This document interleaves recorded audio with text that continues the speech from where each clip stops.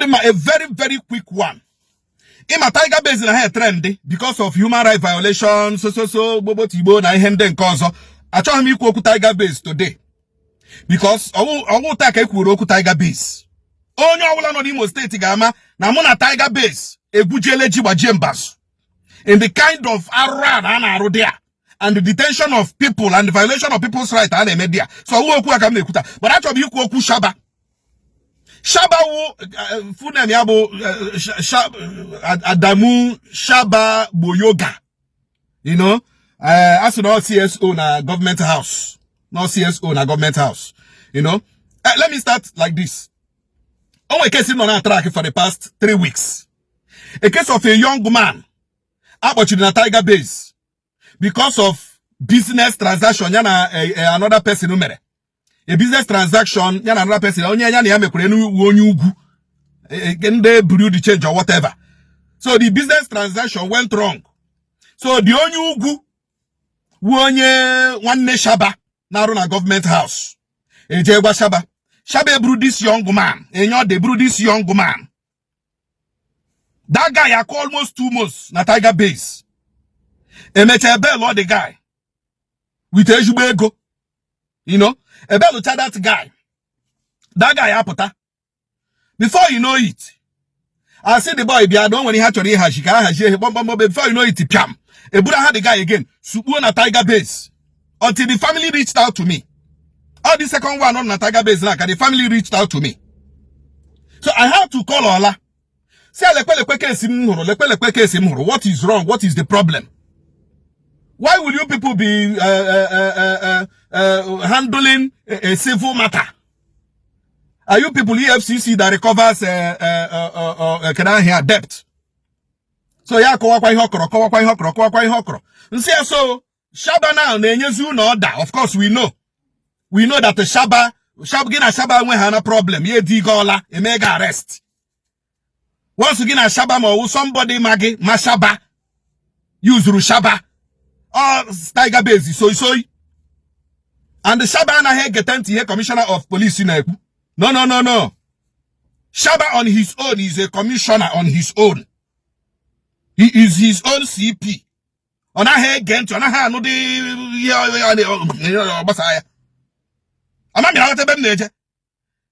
this guy. So, man, I track this matter. Now, track all. I say, okay, the family should come. The family, the chapa, still nothing will happen. Okay, I see that the guy who drew the goal, I see now 12 million. I say, okay, oh, Goji, ya wete, ye so that go with the way you're again. Now, Kubata the Ogo. I said, I got the entire 12 million. And I said, no, Tosha Kucha the entire 12 million. And even the fault, what she remains self, she who the guy in Aka. And the worst part of it, when I got la court on this matter, before Allah, Ebruke this guy again, to boye na sell. The second one. Tiger Base and I respect the court order. Give Uronye judge, Uru magistrate in order there. Even if they are how county. You would lawyer got Tiger Base, they will push you out. They will slap you. So like I said, I damn you go Tiger Base. Because Unku Tiger Base, onye some Nimo State. Now man that na Tiger Base in always walk. Onye na man that one. But I can be now. Oku about Shaba. So if you are talking of Tiger Base, also talk about Shaba. Talk about Shaba too. Now, even the chief of staff. About this matter. Because I don't want to go on air. I don't want to go public. I don't want to go on social media with this matter. But at the end of the day, now the family are saying what they can offer is 500,000. Then there's no payment plan, no the money. Haju. Not the money. For the past 2 weeks, now I can't run until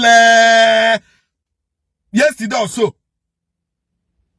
And I put the family 3 million. And I put the family 3 billion. Kitaka the family na Now see no lap or that boy, or na IPO the boy. Or he should come back. Don't worry, after giving you you people 3 million, who don't put that boy again.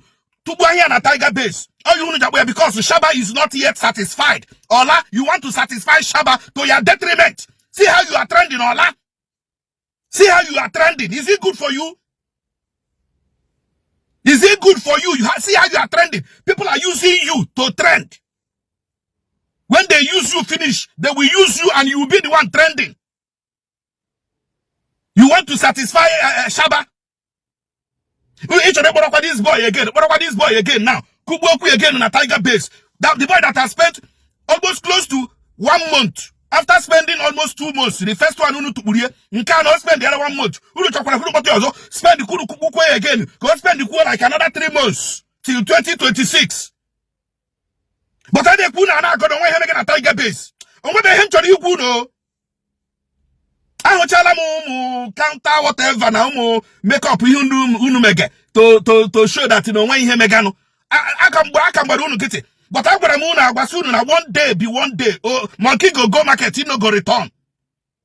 I told you people 2022. I repeated it in 2023. And I repeated it in 2024. I'm gonna tell you soon one day. Monkey go market, you know go return. That person where they use una go deny you na. She don't mind you mega. Una on your own. Go back and remember what I have been telling you in the Tiger base. If this boy will Stanley, kamunu ga chipuya. If this boy will Stanley now, nankie kamunu ga chipuya. Many arrest again. Arrest that guy again on debt ashikwa, debt ashiho. Kam junu muna EFCC. A case that is in court. Una violated the court. Violated the temple of justice. Neme hesorunu. Magistrate kuna hano.